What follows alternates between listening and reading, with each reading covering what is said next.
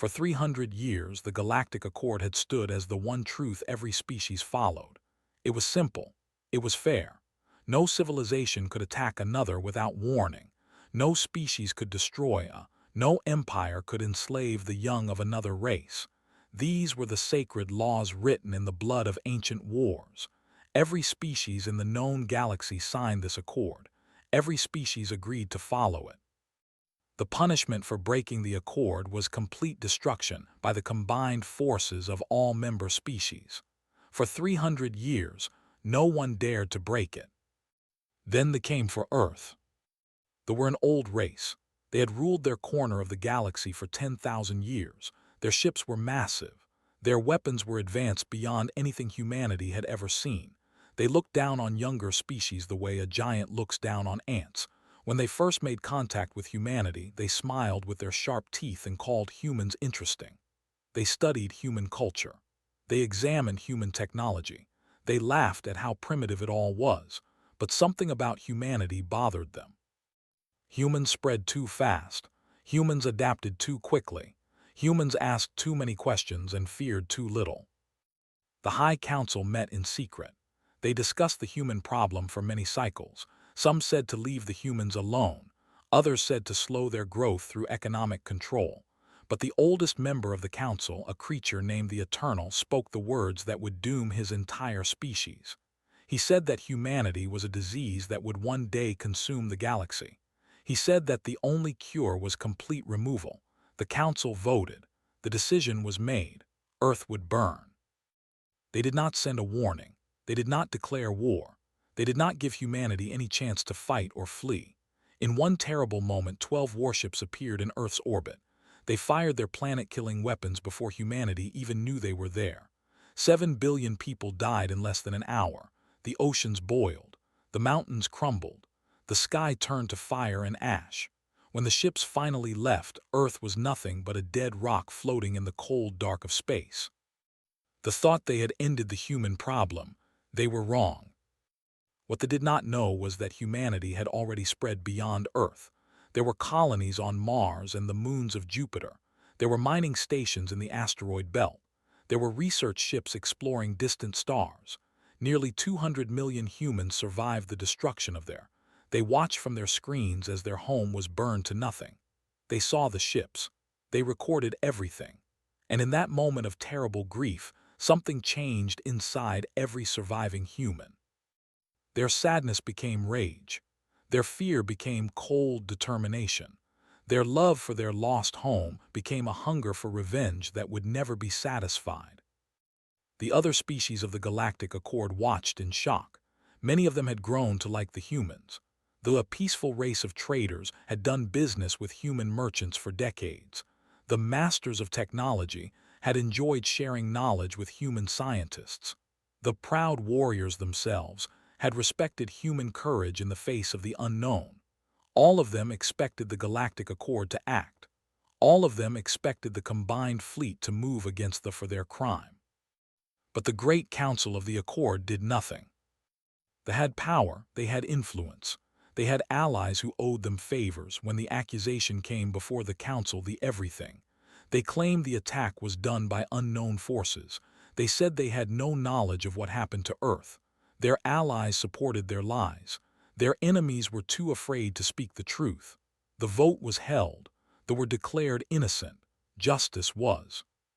Surviving humans received this news in silence. Admiral Wei, commander of the human fleet, stood before his officers and said nothing for a long time. When he finally spoke, his voice was calm and quiet. He said that the law of the stars had failed humanity. He said that the Galactic Accord had chosen to protect murderers instead of punishing them. He said that if the galaxy would not give them justice, then humanity would take it for themselves. Every officer in that room understood what he meant. Every single one of them agreed. Humanity did not rush into war. They were too smart for that. They knew they were stronger. They knew a direct attack would end in failure. So they did what humans have always done when facing a greater enemy. They planned. They built. They prepared. They turned their grief into purpose and their rage into patience. For 50 years, humanity grew in the shadows. They built secret shipyards in hidden corners of space. They developed new weapons and new technologies. They studied every battle they had ever fought. They learned every weakness in ships and strategy. Human scientists worked without rest. Human factories ran day and night. Human soldiers trained until they could fight in their sleep.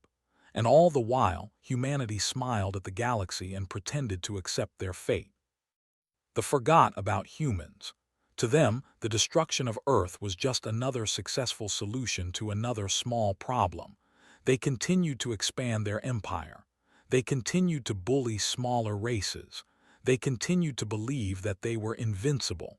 They had no idea that death was coming for them. The human attack began on the anniversary of Earth's destruction. Admiral Wei was dead by then, but his daughter, Admiral, had inherited his command and his hatred. She led the first wave herself. 300 human warships appeared in the home system without warning. These were not the primitive vessels they had seen before. These were new designs built with one purpose only: to kill. The home fleet was destroyed in the first hour of battle. Human ships moved faster and hit harder than anything they had ever faced. Human weapons tore through shields like paper. Human tactics confused and overwhelmed the ancient race that had thought itself unbeatable. They called for help from their allies. None came. The species who had supported them in the council now saw which way the wind was blowing. They chose to stay neutral. Admiral stood on the bridge of her flagship and looked down at her officers waited for her command. Everyone expected her to order the same fate for this world that had been given to Earth: an eye for an eye, a planet for a planet. But she shook her head. She said that humanity was not she said that they would not become the monsters they had come to destroy. Instead of burning the planet, human forces captured it. They arrested every member of the High Council. They put them on trial for their crimes against humanity. Evidence was presented to the entire galaxy: recordings of the attack on Earth, records of the secret meetings, proof of everything they had done and everything they had lied about. The trial lasted for many months. Every species in the galaxy watched. When it was over, the High Council members were found guilty of breaking the Galactic Accord. They were executed in the traditional way by being cast into their own sun. But humanity was not finished. Admiral appeared before the Great Council of the Galactic Accord. She did not come to ask for anything. She came to deliver a message. She told the Council that they had failed. She told them that their laws meant nothing if they could be ignored when it was convenient. She told them that humanity no longer recognized the authority of the Accord. From that day forward, humanity would make its own laws and enforce them with its own strength. The council members shifted nervously in their seats.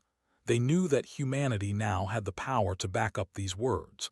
They had been one of the strongest races in the galaxy, and humanity had broken them completely. No one wanted to test what humans might do next. But then something unexpected happened. The ambassador stood up and walked across the chamber to stand beside Admiral. He said that his people supported humanity. Behind him, the ambassador did the same thing. Then a dozen others. Species after species left their seats to stand with the humans who had been wronged and who had taken their own justice. By the end of that day, half the Galactic Accord had joined a new alliance led by humanity. They called it the Covenant of Blood. Its laws were simple but absolute. Any species that attacked another without just cause would face the full might of the Covenant. Any species that committed genocide would be hunted to the last individual. Any species that broke the sacred trust between civilizations would learn what humanity had learned: that some crimes can never be forgotten, and some debts can only be paid in blood. The galaxy entered a new age that day. It was an age where humanity stood at the center of power, not because they wanted to rule, but because they had proven something important. They had proven that even the smallest and youngest species could become the most dangerous when pushed too far. They had proven that laws without enforcement were just words. They had proven that justice delayed was not justice. It was justice waiting. Centuries later, historians would look back on this time and call it the human reckoning. They would write about how a young species had risen from the ashes of there to reshape the entire galaxy. They would tell stories of Admiral Way and Admiral. They would speak of the 50 years of preparation and the war that followed. But the most important lesson they would teach was this. The law of the stars had been broken, and humanity had paid them back in blood. No species ever forgot that lesson. No species ever dared to test it again. The Covenant of Blood kept peace in the galaxy for 10,000 years, and at its heart always were the humans, the survivors, the avengers, the ones who had turned their greatest tragedy into their greatest strength. They had lost their home, but they had gained something more. They had gained the respect and fear of every living creature in the stars. Earth was rebuilt eventually. Human technology had advanced far enough to heal even a dead world. New oceans filled the empty basins. New forests grew where the old ones had burned. New cities rose from the ancient ruins. And in the center of the largest city they built a monument. It was a simple black stone with 7 billion names carved into its surface, one name for every person who had died in the attack. The monument had no title. It needed none. Everyone who saw it knew what it meant. It was a promise, a warning, a reminder. We remember, we endure, and we repay.